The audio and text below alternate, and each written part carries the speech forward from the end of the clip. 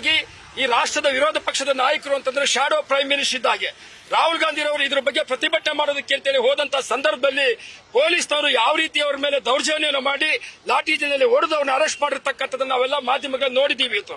ಅದನ್ನು ಕೂಡ ನಾವು ಖಂಡಿಸ್ತಾ ಇದ್ದೀವಿ. ಒಬ್ಬ ವಿರೋಧ ಪಕ್ಷದ ನಾಯಕನಿಗೆ ಕಾನೂನು ರೀತಿಯಲ್ಲಿ ಈ ರೀತಿ ಅವಹೇಳನಕಾರಿಯಾಗಿ ಹೊಡೆಯೋದು ಬಡಿಯೋದು ಮಾಡ್ತಾರೆ ಅಂತಾರೆ ಸಾಮಾನ್ಯ ಪ್ರಜೆಗೆ ಯಾವ ರೀತಿ ಇದೆ ಕಾನೂನು ಅಂತಕ್ಕಂಥದ್ದನ್ನ ನಾವು ಖಂಡಿಸ್ತಾ ಇದ್ದೀವಿ ಇವತ್ತೊಂದು ದಿವಸ.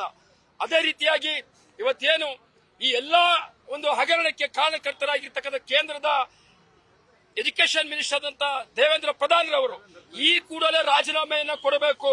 ನಾವು ಇವತ್ತು ಸಾಂಕೇತಿಕವಾದ ಪ್ರತಿಭಟನೆ ಮಾಡ್ತಾ ಇದ್ದೀವಿ. ಇವತ್ತು ಅಮಿತ್ ಶಾ ಮತ್ತು ನರೇಂದ್ರ ಮೋದಿರವರು ಈ ಒಂದು ಕಗ್ಗೊಲೆನ ಮಾಡೋದಕ್ಕೆ, ಪ್ರಜಾಪ್ರಭುತ್ವ ಕಗ್ಗೊಲೆ ಮಾಡೋದಕ್ಕೆ ನೇರ ಕಾರಣ ಅವರೇ ಹೊಣೆ ಆಗಿದ್ದಾರೆ. ಅವರು ಕೂಡ ರಾಜೀನಾಮೆಯನ್ನ ಕೊಡಬೇಕು ಅಂತ ಇವತ್ತು ಕಾಂಗ್ರೆಸ್ ಪಕ್ಷ ಒತ್ತಾಯವನ್ನು ಮಾಡ್ತಾ ಇದ್ದೇವೆ. ನೀಟ್ ಮಾಫಿಯಾ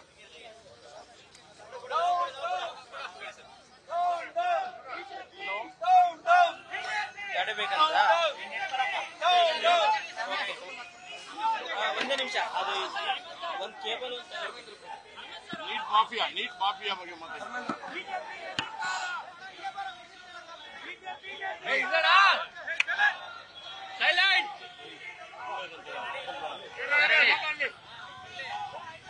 ನಮ್ಮ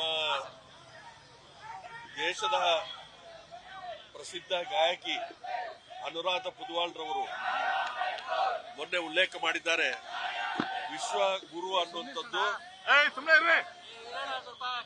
ವಿಶ್ವಗುರು ಅನ್ನುವಂಥದ್ದು ಅದು ನಾನ್ ಸೆನ್ಸ್ ಅಂತ ಹೇಳಿ ಈ ದೇಶದ ರೈತರ ಮೇಲೆ ಆದಂತ ಅಟ್ರಾಸಿಟಿಯನ್ನ, ಈ ದೇಶದ ಅಮಾಯಕರ ಮೇಲೆ ಆದಂತ ಅಟ್ರಾಸಿಟಿಯನ್ನ, ಈ ದೇಶದ ಇವತ್ತು ಬಡವರಿಗೆ ಯಾವ ರೀತಿಯ GST ಟ್ಯಾಕ್ಸಿನ ಮುಖಾಂತರ ರಕ್ತ ಹೀರುವಂತ ಕೆಲಸ ಕಾರ್ಯವನ್ನು ಮಾಡ್ತು.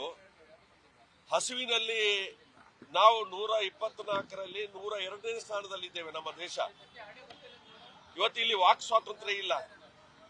ಇಂತಹ ಪರಿಸ್ಥಿತಿಯಲ್ಲಿ ಅಘೋಷಿತವಾದಂತಹ ತುರ್ತು ಪರಿಸ್ಥಿತಿಯನ್ನು ತಂದು ಸಂವಿಧಾನಕ್ಕೆ ವಿರುದ್ಧವಾದಂತಹ ಕೆಲಸ ಕಾರ್ಯ ಮಾಡಿಕೊಂಡಿರುವಂತಹ ಮೋದಿ ಸರ್ಕಾರ, ಅಮಿತ್ ಶಾ ಸರ್ಕಾರದ ಬಗ್ಗೆ ಇವತ್ತು ರೊಚ್ಚಿಗೆದ್ದು ಈ ದೇಶದ ದೊಡ್ಡ ಸಂಪತ್ತು ಯುವ ಸಂಪತ್ತು, ಆ ಯುವ ಸಂಪತ್ತು ಇವತ್ತು ರೊಚ್ಚಿಗೆದ್ದು ಹೋರಾಟ ಮಾಡುವಂತ ಹಿನ್ನೆಲೆಯಲ್ಲಿ ಅವರ ಮೇಲೆ ದೌರ್ಜನ್ಯವನ್ನು ಮಾಡಿ ಸರಳ 23 ಜನ ನೀಟ್ ಪರೀಕ್ಷೆಯಲ್ಲಿ ಏನು ಆತ್ಮಹತ್ಯೆ ಮಾಡಿಕೊಂಡಿದ್ದಾರೆ. ಆ ಆತ್ಮಹತ್ಯೆಗೆ ಬೆಲೆಯೇ ಇಲ್ಲದಂತ ರೀತಿಯಲ್ಲಿ ಇವತ್ತು ಮಕ್ಕಳ 23 ಲಕ್ಷ ಮಕ್ಕಳ ಭವಿಷ್ಯವನ್ನ ನಿರ್ನಾಮ ಮಾಡುವಂತ ಕೆಲಸ ಕಾರ್ಯವನ್ನು ಈ ಸರ್ಕಾರ, ಕೇಂದ್ರ ಸರ್ಕಾರ ಏನು ಮಾಡಿದೆ. ಅದಕ್ಕೆ ನಮ್ಮ ನಾಯಕರಾದಂತಹ ರಾಹುಲ್ ಗಾಂಧಿ ಅವರು, ಮಲ್ಲಿಕಾರ್ಜುನ ಖರ್ಗೆ ಅವರು, ಪ್ರಿಯಾಂಕಾ ಗಾಂಧಿ ಅವರು ಏನು ಹೋರಾಟ ಮಾಡ್ತಾರೆ, ಅವರ ಮೇಲೆ ಕೂಡ ದೌರ್ಜನ್ಯ ಮಾಡುವಂತ ಕೆಲಸ ಕಾರ್ಯಕ್ಕೆ ಇವತ್ತು ಚಾಲನೆ ಕೊಡ್ತಾ ಇದೆ.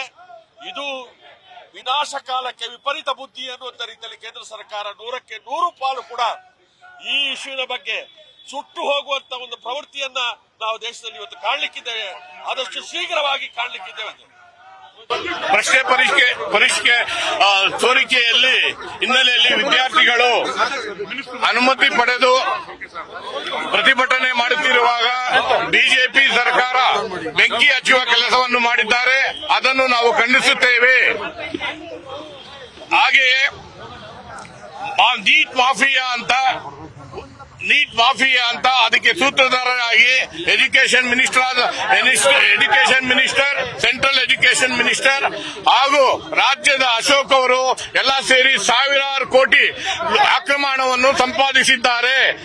ಈ ಕ್ರಮವನ್ನು ಇಮಿಡಿಯೇಟ್ಲಿ ನಾವು PL ಹಾಕಿ CBI ಎನ್ಕ್ವೈರಿ ಆಗಬೇಕು ಅಂತ ನಾವು ತಕ್ಷಣ ಒತ್ತಾಯಿಸುತ್ತೇವೆ.